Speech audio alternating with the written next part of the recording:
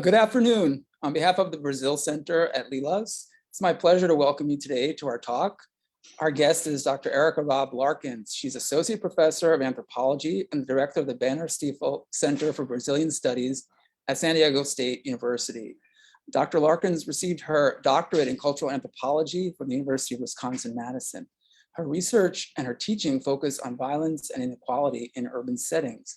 Her first book, The Spectacular Favela, Violence in Modern Brazil, which was published by University of California Press in 2015, explores the political economy of spectacular violence in one of Rio's most famous favelas. A second book manuscript, Guarding Rio, Private Security in Brazil, examines how the private security industry produces urban inequality. She has also published on issues of race, gender, and politics in Brazil, with recent articles appearing in American Ethnologist, City and Society, and the Journal for Latin American and Caribbean Anthropology, and in public outlets, including El País and Estadão. Dr. Larkins is currently working on a new National Science Foundation funded research project on the intersection of extreme heat, environmental racism, and inequality in Rio de Janeiro. She was recently awarded a National Endowment for Humanities grant to teach the second iteration of the NEH Summer Institute, Race, Modernity, and Urban Spaces in Brazil for higher education faculty in 2022. So it's my pleasure to welcome now Dr. Larkins. Thank you so much, Dr. Garfield, for the nice welcome and for the invitation to speak today. And before we came on the live stream, I was admitting that I was a huge fan of your work and that I had read your first book as a student and that it had a really big impact on me and really inspired me to consider studying Brazil myself. And so it's a special honor to be invited by you to speak. So thank you. And also specifically, thank you for the invitation to talk about my favela-based work. It always feels really nice to reflect on our earlier research kind of through the lens of what we're working on now.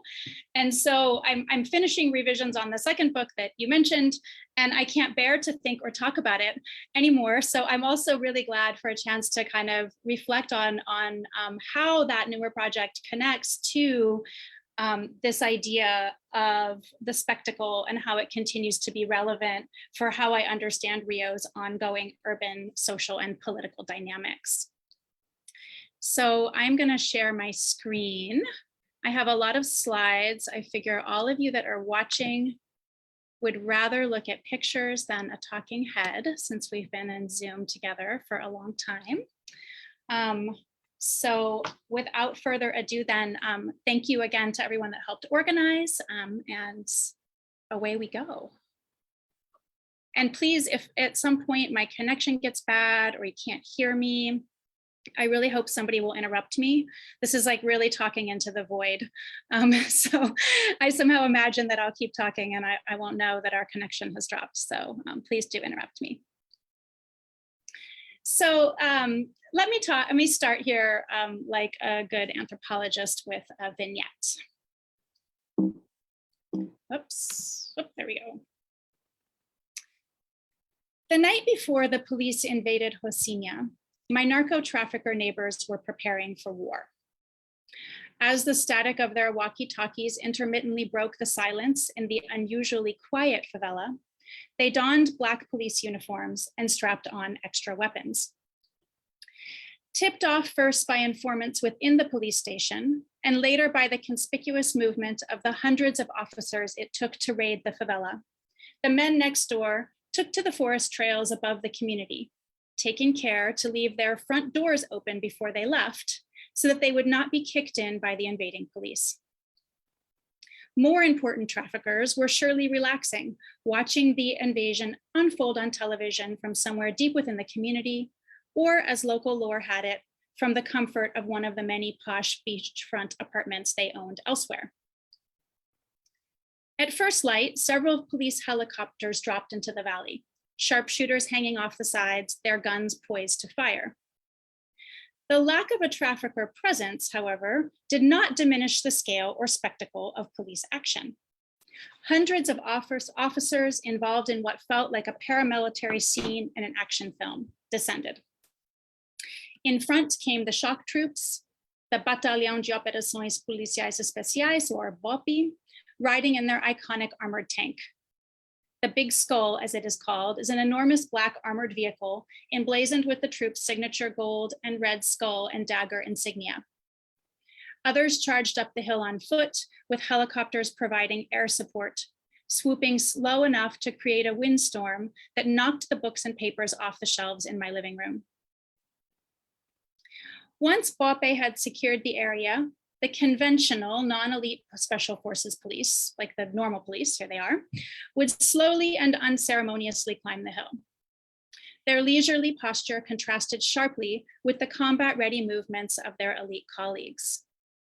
Some officers even stopped for a break at one of the many juice stands that lined the main road, while others stood around watching while stolen motorcycles were loaded onto flatbed trucks and confiscated drugs were arranged in altar-like configurations on the hoods of police cars to be photographed. Then came the journalists wearing bulletproof vests, their cameras rolling.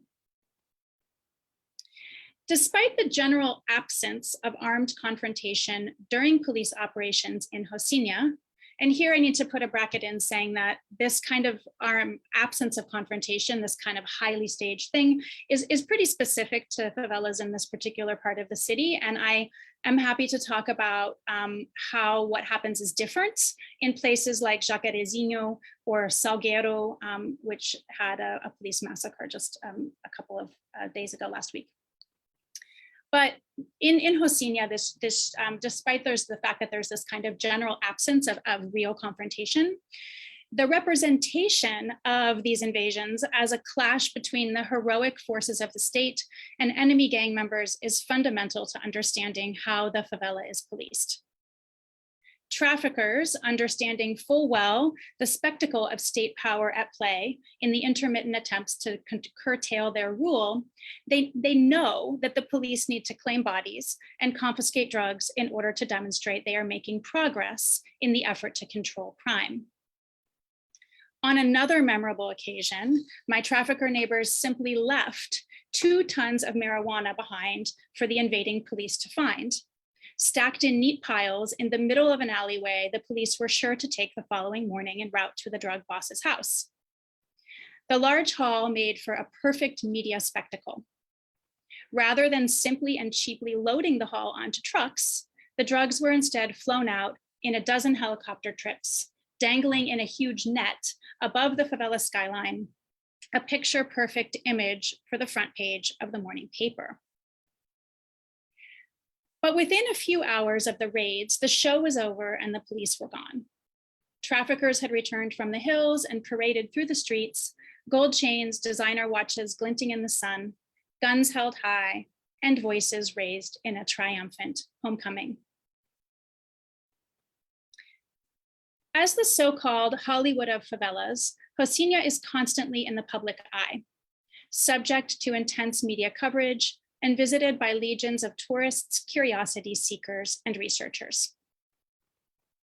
Rocinha is not a fantasy land of stars and celebrities, but it is a stage for performance, serving as both an engine of spectacular desires and a location for consumption.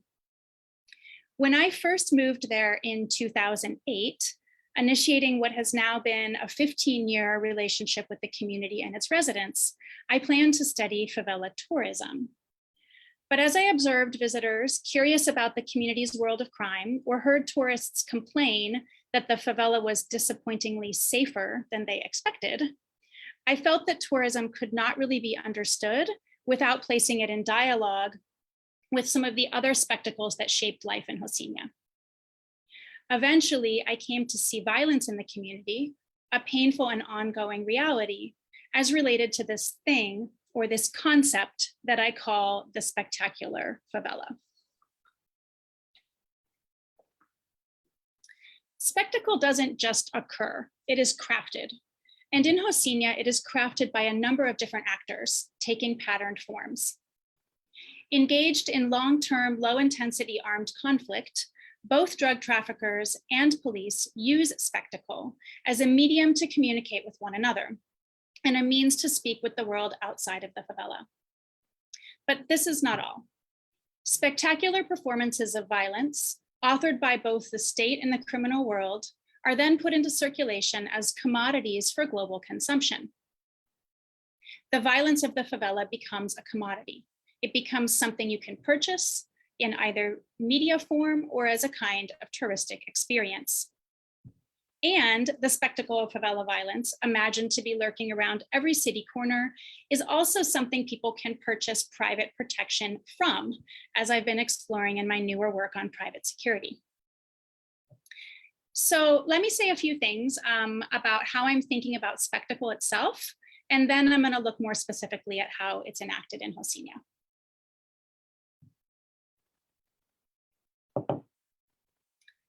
In his seminal work, The Society of the Spectacle, theorist Guy Debord doesn't definitively define the title term, but employs this repetitive framework to constantly place the spectacle in the center of the text. A tactic intended to call attention to the way in which spectacle both eludes precise definition and how it exhibits an ability to shift and recreate itself. Drawing on his text, I want to just very quickly highlight several defining elements of the spectacle. First, the spectacle is intensely visual. As I have just described, helicopters flying confiscated drugs out, traffickers dripping in gold, spectacle is marked by its intense visual display. Like a camera flash, its sudden omnipresence blinds us to the objects beyond the dazzling light. Thus, the spectacle is as much about what is emphasized as it is about what is masked. This is not to set up a binary between the falseness of the spectacle and this kind of truth or reality that is hidden, but rather it's to suggest that both the spectacle and what it occludes are part of the story, right? They're bound together in this kind of mutually constituting whole, both of which are real and powerful. Second, the spectacle generates feelings of immediacy and urgency. It creates a sensation of the new or the novel or the right now. And this quality really means that the spectacle elides important historical context, producing what historian Brody Fisher has rightly critiqued as a tendency to frame Brazil's urban crisis solely in the present tense. This has the collateral effect of decontextualizing the spectacle, making it seem to stand alone and not as part of any analyzable pattern. Third, the spectacle is linked to commodification and the circulation of capital. At its heart, it is related to capital flows, the branding of everything, and the commodification of feelings, which is what my new book is about. I can talk about that later. In this way, spectacle is entangled with the production of images, but also entangled with the capital generated by the circulation of those images. So, for example, police trafficker spectacle that I described at the opening is at once about the political economy of the drug war and bound up with the mediation and circulation of profit-generating images of that drug war and connected to the enormous market in private security that sells promises of feeling safe in a city scarred by that drug war. So you can kind of see how it all goes together in this way.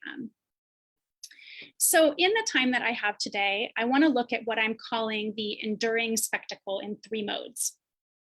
The favela trafficker spectacle, or crimes spectacle, as it defines and shapes the image of the favela as a place. Police spectacle, or the enactment of performative violent policing in the community, or the spectacle of police terror. And then lastly, the ways in which these two things are commodified in media and for tourists. By exploring these three modes, I want to think about spectacle as a kind of urban governance, a tool for the maintenance of the social order.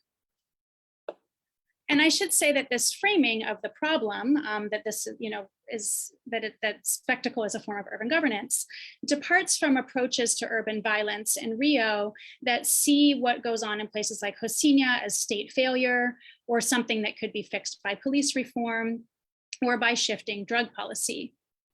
Instead, I really am arguing that ongoing violence between organized crime, and here I mean it in all of its iterations, whether it's traffickers or militia and the police or the state, should not be framed as failure or an accident or something that can be reformed away. Rather, I'd like us to depart from a different place, asking, what if favela violence was a productive force? What does it produce? If violence as spectacle is useful to something, what? If nothing has fundamentally changed, in the last decade, let's say, in terms of how the favela is produced as spectacle, then how is it functioning to maintain a certain unequal status quo? In my view, and as I'll argue in this talk, the spectacle or the spectacular favela is useful to the protection of the social order. It is a vital part of securing a larger hierarchical system of privilege and racial exclusion. As Charles Mills writes in his seminal work, The Racial Contract, the racial contract is an exploitation contract whose general purpose is, quote, always the differential privileging of the whites as a group with respect to the non-whites as a group, the exploitation of their bodies, land, and resources, and the denial of equal socioeconomic opportunities to them. The racial contract, he continues, establishes a racial polity, a racial state, and a racial juridical system, all of which function to demarcate or dole out differential punishments or differential privileges. In similar fashion, Brazil scholars João Costa Vargas and Jaime Amparo Alves have written about Brazil as a polity built on fundamental anti-Blackness, where racism and violence are at the core of Brazil's social, political, and economic conditions. Alves, describing what he calls the anti-Black city of Sao Paulo, argues that anti-Black terror reinforces Brazil's colonial hierarchy in which the state establishes racial boundaries through violence, incarceration, and death. In this talk and in my wider work, I'm similarly concerned with how racial boundaries are established through spectacular violence, and with how the favela as spectacle continues to be a crucial tool for the maintenance of the Brazilian social order.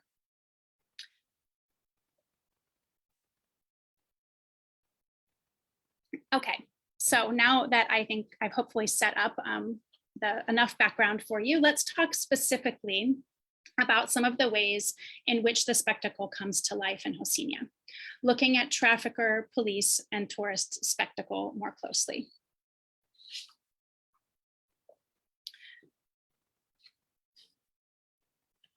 When I first arrived in Rocinha, traffickers were the primary security presence in the favela. The pre-pacification period between 2008 and 2011 was among the most stable in the community's history. Looking back from where we are now, it is clear that the stability was a bit of an anomaly that I've sort of come to understand as an ideal, in the sense that the stability was produced by this kind of ideal negotiation between state and crime. And there was a sort of stasis where it seemed that the right people were being paid off for there to sort of be minimal death.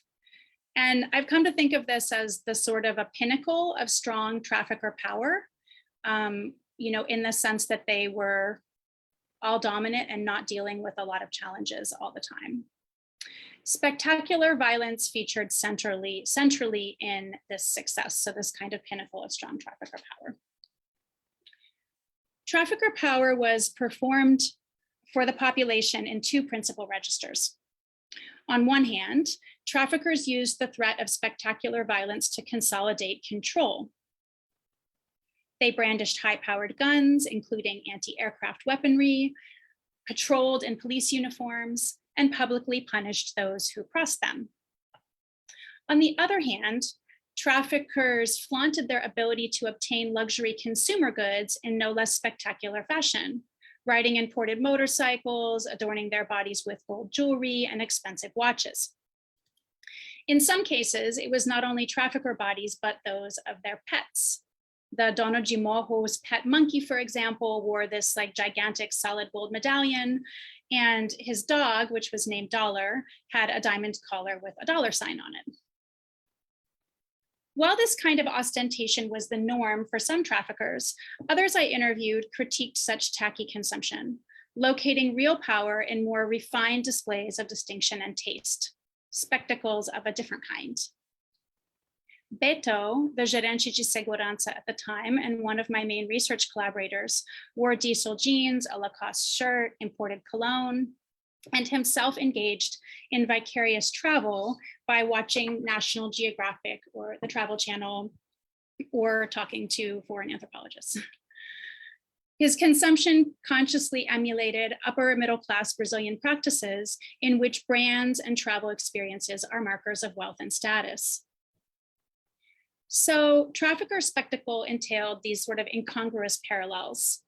The latest high-tech weaponry, shiny semi-automatic weapons, carefully stenciled with the initials of the gang, appeared alongside status-imbuing accessories, Ralph Lauren polo, iPhones, Johnny Walker Blue Label.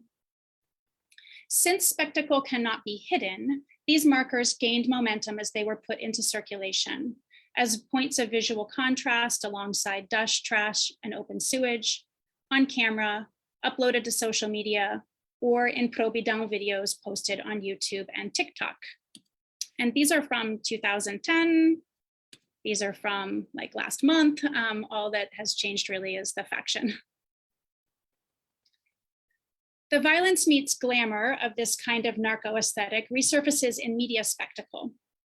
While the extra legality and violence of traffickers is often framed as an inhibition to capitalist development, like Brazil can't really be modern or Rio can't really be modern because there's these swaths of territory controlled by crime. In fact, traffickers themselves are also treated as valuable commodities. A fascination with the illegally obtained trafficker wealth is a well-established media trope, where, for example, the mansions of traffickers supposedly filled with high-end consumer goods obtained from crime's nefarious activities are fetishized by news commentators and viewing publics alike. Thus, traffickers' violence and their consumptive practices are performatively intertwined through spectacle. And ironically, important traffickers are even fetishized by the police who hunt them, as this polemic photo with one of Rocinha's previous Dono de Morros, Rogério 157, this is taken by the police and then posted to their social media accounts. Okay, let us move from traffickers to police. Policing practices in Rocinha also combine violence and spectacle. Divisions between different factions of police are visible on the ground in the favela and are also reflected in the police's own branding and marketing efforts. There are three, there's more, but for simplicity's sake, there's three kind of main brands of police in circulation, both when I was doing my initial fieldwork and ongoingly. There are the conventional police, spectacles of ineptitude, failure, and corruption. The elite forces, spectacles of efficiency, brutality, and brutality. And oops, I missed them. Oh, I got my slides messed up. Okay, let me go back. Spectacles of corruption and ineptitude. Spectacles of efficiency and brutality. And the pacification police, which is right here, they are. Spectacularly different from the other two, kind, compassionate, and permanent. Although the brand here is a little bit in shambles in the sense that, with the pacification project winding down or existing more or less only on paper, these guys have kind of joined the conventional forces as spectacles of ineptitude or corruption. So I'm going to talk about each of these in turn. So conventional police, the plain old Polícia Militar, are widely regarded as failures, even by those within their ranks. They are woefully corrupt, poorly trained, and dangerous. These were the cops who stole from residents or traded intelligence for traffic or cash. These were the cops that would unceremoniously stuff corpses of dead traffickers into the backs of their squad cars with cigarette hanging out of one corner of their mouth. These kinds of cops have become a dehumanized cliche. However, to focus only on individual incompetence, as is often the case with bad apple arguments, masks the larger structural racism and corruption in the police forces itself. And it also masks the way in which the sort of structural conditions that define police officers' work, especially the way in which low-ranking police are themselves often cogs in the wheel, coming from the same social class they are charged with controlling. As one often hears when talking to policymakers, Brazilian police are the ones that both kill and get killed at one of the highest rates in the world. If BOPE is who kills, then the PM is usually who gets killed.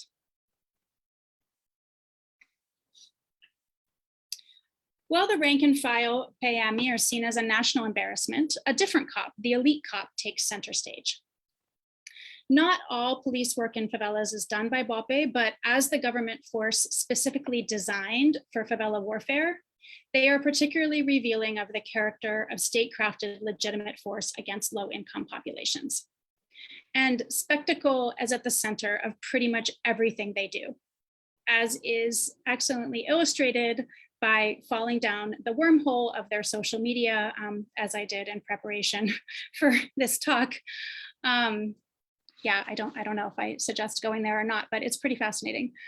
BOPE combines both techno-modernity, guns, tanks, night vision, goggles, training with the Israelis, with a kind of violent mysticism, iconography, skulls, creepy chants. And here you can see both of them together as you have this kind of anonymous and goggled face, which actually looks just sort of like the skull insignia. The resulting brand is actively performed, not only for those in the favela who are on the receiving end of their, and not only for those in the favela who are on the receiving end of their violence. They have, for example, their own marketing firm for photo shoots. They also disseminate a very branded image through social media on Instagram, Twitter, Facebook, and TikTok, where a curated version of self includes a focus on sort of transparency and efficiency and control over bodies, both of others and their own. There's a whole section on sort of regimes of health and fitness. Here they are in a blood drive, blood for the nation, right? Policing then, through the optics of BOPE, is not just on the ground practice, but the representation of that practice in a partial and selective form. This is police violence as a commodity. And here I couldn't help but include this new children series that they have in their social media. The link between spectacle and its circulation can also be observed in more recent shifts in policing policy. The renowned pacification program, otherwise known as the Unidade de Polícia Pacificadora, or the UPP. The UPP was in effect in Rocinha starting from 2011 and continues today on paper, even though it's not especially functional.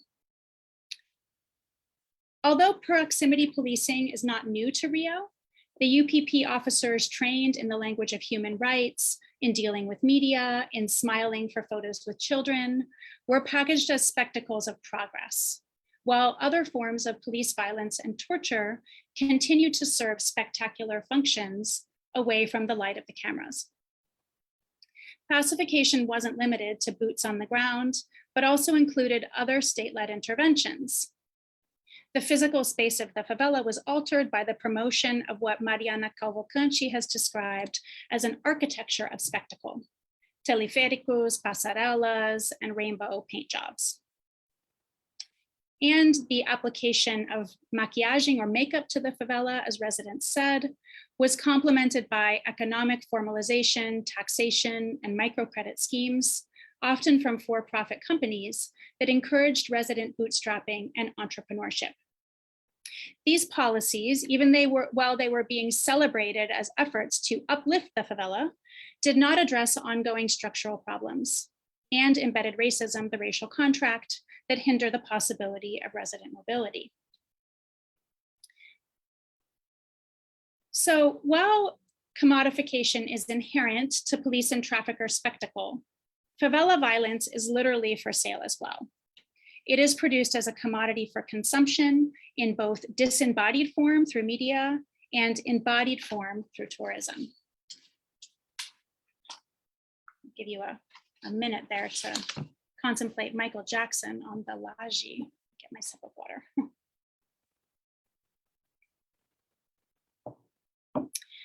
The favela as tourist destination, like any commodity in the global market, is produced for consumption. This is accomplished through the circulation of mediated discourses and aesthetics that I call Favela Inc., after the Komarov's term ethnography, Ethnicity Inc., the marketing of cultural and ethnic difference. Favela Inc. is a set of films, television shows, social media memes, video games, and celebrity behavior. It is a media imagery about the favela, which concentrates disproportionately on violence and is powerful in shaping tourist expectation and experience. So I can give you two quick examples. The film City of God was one of the most sort of structuring or well-known, let's say, films, Brazilian films abroad, although I think this is changing a bit since I find that my students now have not seen it when I ask, which is maybe a good thing. To this day, though, however, tourists still make frequent references to this film as one of the most important pieces of media structuring their expectations in the favela. Although I should say that I've also heard people mention the Netflix series Sintonia as something that they had seen and which drove interest, even though that's set in Sao Paulo, but people usually confuse the geography here. There's this kind of collapsing of geography and different communities that happens. But at the time that I was doing the sort of tourist part of the field work where I was following tourists around every day, City of God was the central film that structured tourist action. And this sometimes happened in really comical ways, where on more than one occasion, I saw tourists chase after a chicken, trying to kind of catch a chicken to take a photo that mimicked the film's opening sequence, connecting their experience in Rocinha to the gritty violence of the movie. In other cases, it was not City of God, but it was the US-made video game Modern Warfare 2 that was the source of inspiration. Its favela sequence, in which players take on the position of a Bope-esque para-elite force bearing the symbol of a skull and dagger, inform another tourist attraction, which are visits to take pictures of the Bope headquarters. Some tourists also engage in live action paintball games in the favela, dressing up as skulls and fighting against traffickers. Favela Inc. as a form of mediated spectacle obscures the larger historical, economic, and political factors that contribute to the reality represented. In making favela violence glamorous and stylizing it for consumption, further violence is enacted. Put differently, media discourses surrounding the favela are not only about the violence imagined to take place there, but are forms of representational and symbolic violence in and of themselves. In terms of embodied experience, Rocinha is a market commodity for tourists in two primary forms. In the first, tourists engage in adventure tourism, where the favela is presented as an off the beaten path, edgy destination, and tourists are adventure seekers. Often, this entails the manufacture of danger on the part of tour guides. Pre-tour media repertoires already condition tourists to take something as simple as the guide saying no pictures, or not safe here, as a metonym for trafficker surveillance and the danger of spectacular violence. In more extreme cases, guides cater more directly to touristic desire to encounter an authentic favela as envisaged in Favela Inc. Some adventure tourism involves direct engagement with the narco world of the favela, what was billed as the guns, grenades, and drugs tour. This kind of highly illegal tour allows tourists a chance to reproduce a City of God aesthetic by consuming drugs and taking pictures with weapons. And here, I literally observed tourists doing cocaine and taking pictures of themselves, pretending to lob a live grenade off the side of the hill. Yet most tourist spectacle was not so overt. The second and much more mainstream or common variety of favela tourism in Rocinha is framed around education and solidarity with the poor.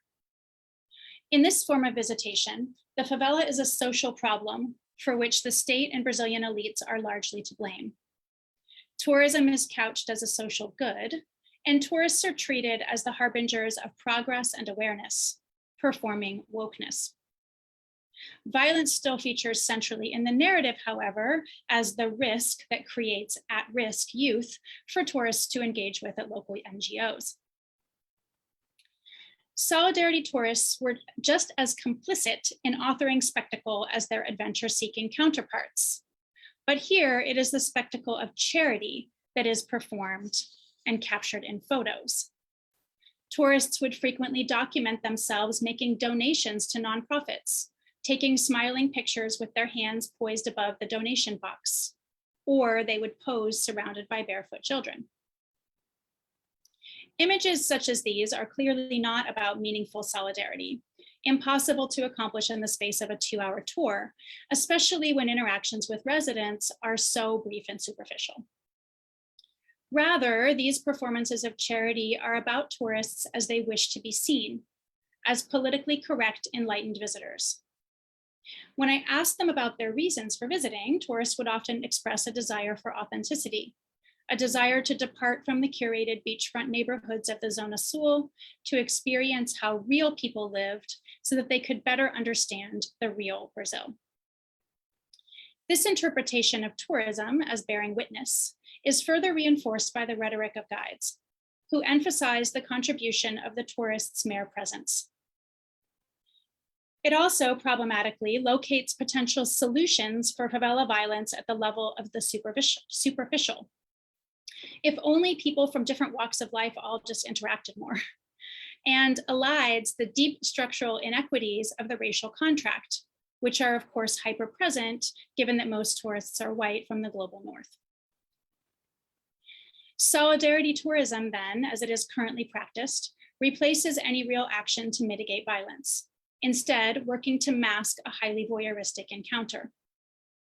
The spectacular favela, replete with all of its challenges, is used for tourist education, awareness, and even fun. So let me wrap up. What about our own representations? The issue of tourist author representations begs the question of how our own work as researchers also interacts with the creation and circulation of spectacle. The products of academic research also play an important role in representing the favela to the world. We too invent the favela, as the incredible Alicia Valladares has so astutely argued. Academic knowledge is unavoidably part of Favela Inc. because it puts the favela, and especially its violence, into global circulation. Because ethnographic research involves social relationships, it too becomes enmeshed in the structures of violence and commodification. So how can this be challenged? For me, challenging favela violence through ethnography has meant continuously redrawing the connections that are hidden in the production of favela violence as spectacle, including those of the power dynamics between ethnographer and ethnographic subject. There is no doubt that there were and continue to be significant inequalities between my favela-based collaborators and me as an ethnographer. And the practice of ethnography implicitly capitalizes on these power divides. Despite the fact that I formed lasting friendships with many people in Rocinha, the profundity of these relationships never completely effaces the differences between us. These differences are not just about language or culture, but are also about our differential access to capital in all its forms. In addition to defetishizing the spectacle of fieldwork and anthropological knowledge production, I've also tried to write against favela violence as spectacle by making visible that which is supposed to go unseen, unacknowledged, and unsaid. Again, this doesn't mean revealing some truth that the spectacle hides, but rather it means being attentive to the importance of both what spectacle foregrounds and what is left out, and how the two are bound up with one another. And lastly, and I swear this is really the conclusion, I want to simply call attention to the title of this talk, The Enduring Spectacle, which is almost an oxymoron. If spectacle produces immediacy, how can it be enduring? As I have observed over what is now quite a long engagement with Rocinha and its residents, and as I have discussed in this talk, spectacle is a powerful and ever-present mode of urban governance, which tracks across both low-income communities like Rocinha and across the elite spaces I've been studying in the past few years. The enduring spectacle shifts, remakes itself, but does not retreat. Even if its form changes, the essential work it does in upholding the social order has thus far stayed relatively the same.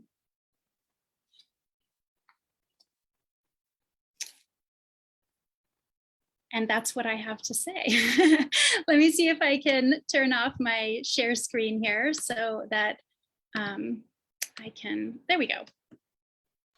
Well, thank you so much, Erika, for that highly illuminating talk. I'd like to encourage the audience to please post questions in chat or online, and we'll convey them to Dr. Larkins.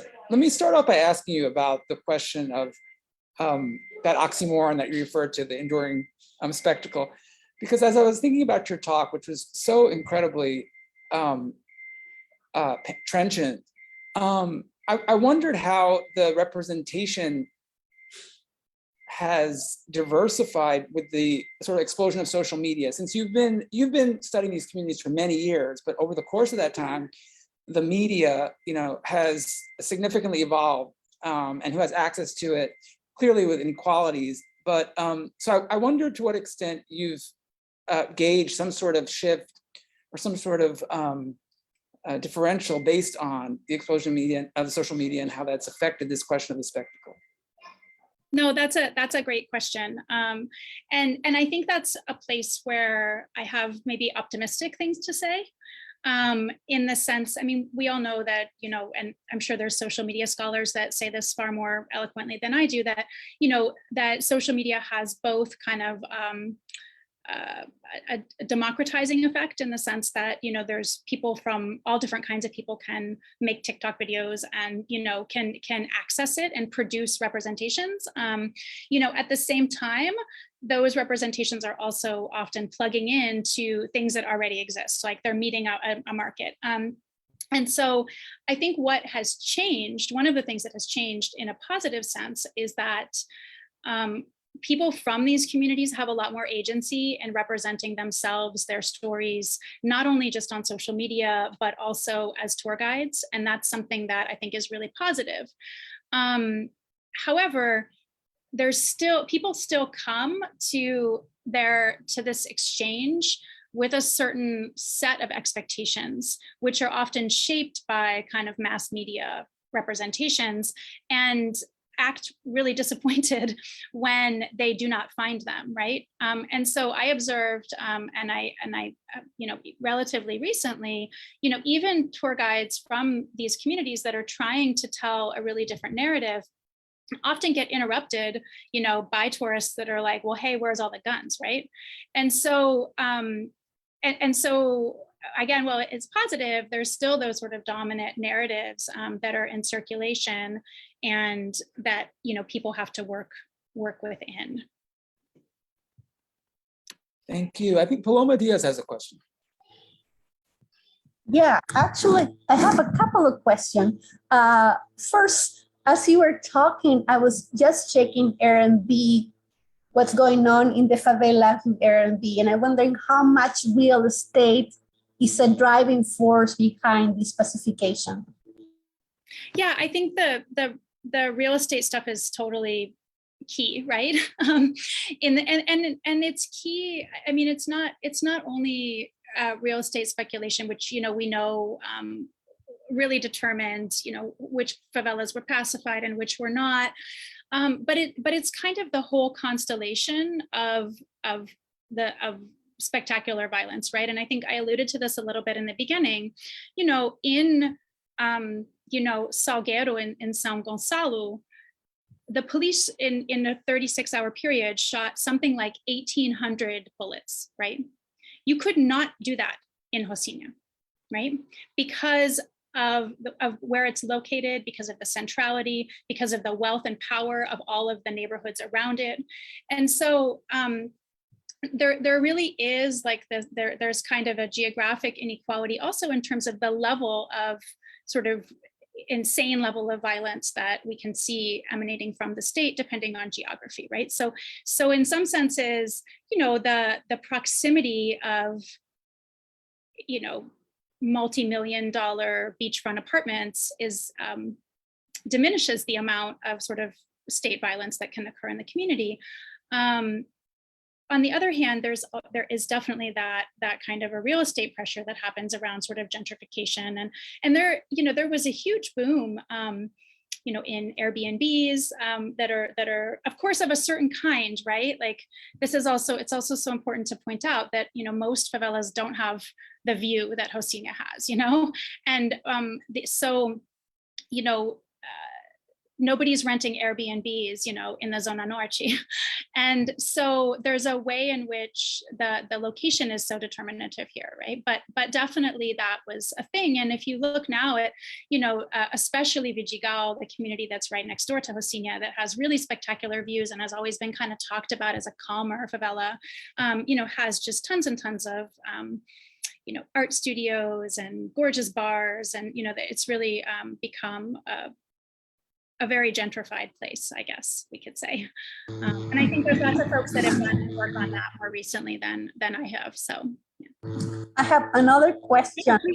From the images that you share about the pacifications team and officers there, I assume there's a well-crafted PR effort to portray who will be those people going to so from your research, what can you tell us sometimes the gender, race, age group of those people working there? Yeah, and this, absolutely. I would say that, they definitely have a PR, I think it's not so prominent now because the project is in decline in this way, that there's not as much energy and resources. And there was a lot of private funding that went into this project too, around the time of the Olympics and World Cup, that's no longer there, right? So the state isn't able to sustain the project in the same way that it was when sort of everybody was watching, let's say. But absolutely in the sense of, the branding, this is a proximity police. This is, a police that's really about service. And a lot of that, the ways in which that message was conveyed was also by bringing women into the police forces, by, changing from a more combat look of a uniform to a sort of more social uniform. So these kinds of things, were done. But of course, you still have Bope kidnapping and torturing people, in the woods. And so what you're seeing is just these different faces of the police, right? You have this kind of softer and harder thing happening at the same time, which, over time, folks saw all the holes in that. Unfortunately, there was definitely a moment where, when I would ask folks in Rocinha, what do you think? How's this classification thing going? Especially younger people said like, well, it's kind of interesting. Like, it's not good, it's not bad, it's interesting, let's see. Older people who had been through more years of these kinds of programs tended to be more cynical. But now everybody agrees that it was just, it was a moment, right, that was really linked to this Olympic World Cup moment that has passed, and it was not a real investment in changing the relationships between the police and the community. So we have a question about the tourist industry from Meredith Gluck. She's asking, where are the tourists coming from? Does this impact their perspectives? Let me add to that, if you could talk a little about the companies that organize the tours. So there's a great variety, right?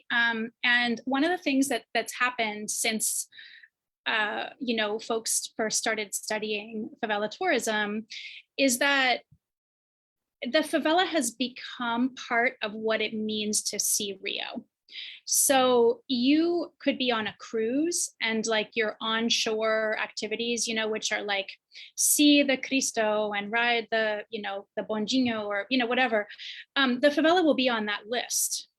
So it has changed from, something that was initially done by kind of a niche group of tour operators doing this kind of smaller thing to something that's very, very mainstream because of the way, and you can see this even in the sense that, the word favela, we don't translate it anymore. It's in the English language dictionary now. And so the ways in which, it is sort of part of what it means to see Rio have changed. And that means the tour companies have changed too. But you have a variety, right? You have people that only specialize in favela tours. You have people that do favelas in addition to 10 other things.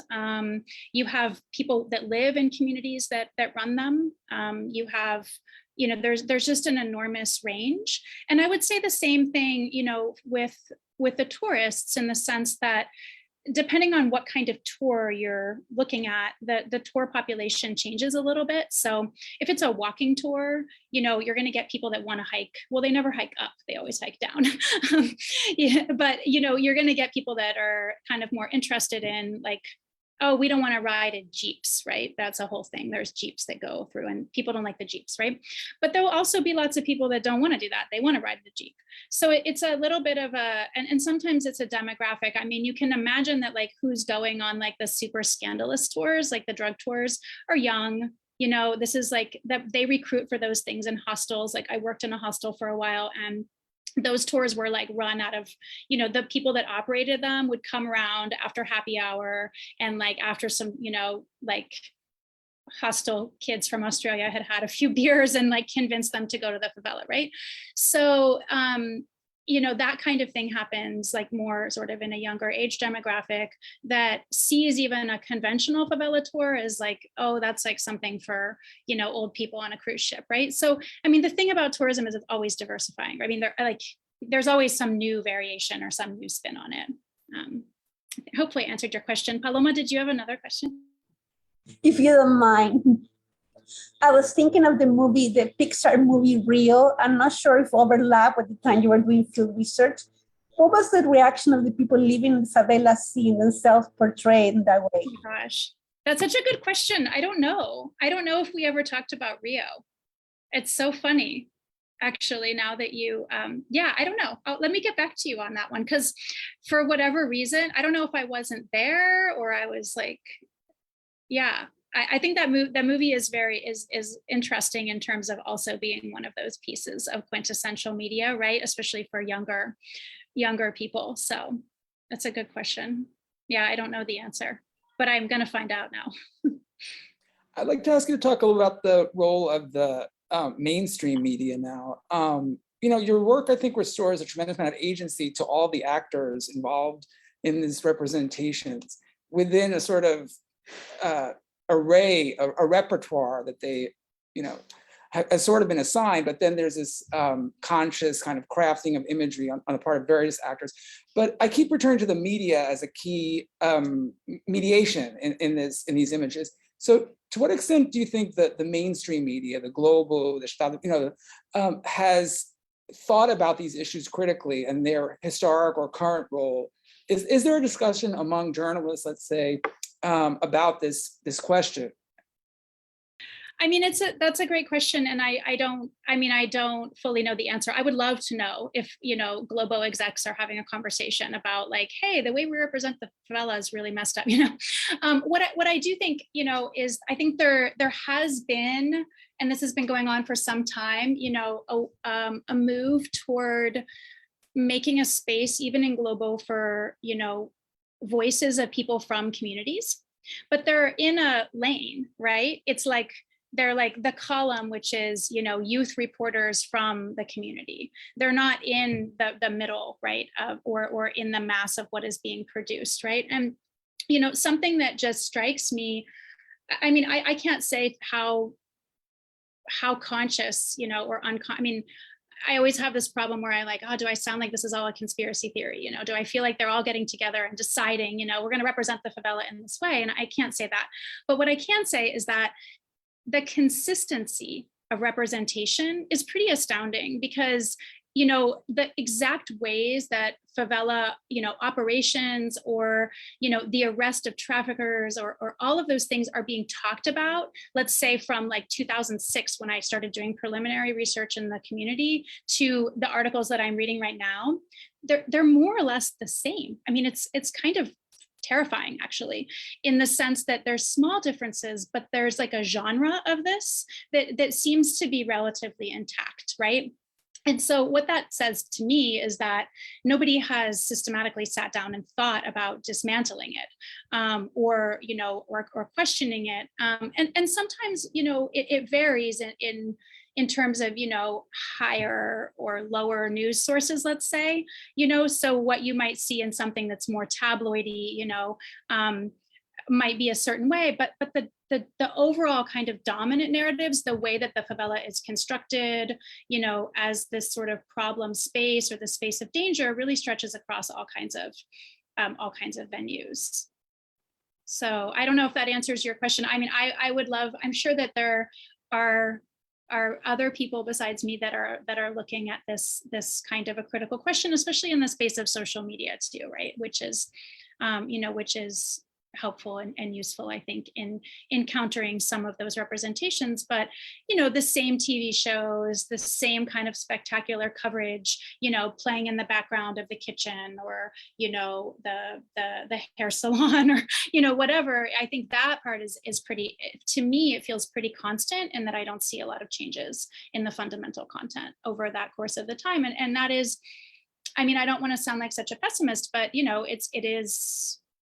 it's kind of jarring, right? When it feels that there's been sort of so little change. And then it's like, well, why? Right. Yeah, in the few minutes that are remaining, I was wondering if you could tell us a little about your new research and how it's evolved, and what some of your findings are about the private security, or about the... Sure. Yeah. I mean, I think yeah, in the 3 minutes, I will. I've just finished a new book on private security, but it's really, the book is really about this this thing that people talk about in Rio and in the private security industry called the sensação de segurança, the sensation of security, and how that sensation is produced by this gigantic industry, right, that exists, really in all kinds of places, that are semi-public places in most Brazilian cities, right? So, shopping malls, schools, clubs, condominiums, all these kinds of places where people, middle class, I mean, it's not just middle class, but I'm looking primarily in the book at upper middle class and elite spaces, and how those spaces are guarded and protected, so that those people can have this sort of elusive sensação de segurança in the city, which is largely perceived, or talked about as a really unsafe place. So for that book, I trained and worked as a private security guard. And I worked on a lot of projects related to the Olympics, also looking at sort of how this sensação de segurança is produced globally, also, not just in Rio. Yeah, it's fun. I'm glad to be done with it. And I have a new project that I've just started, which is on social inequality and extreme heat. So it's called The Right to Stay Cool.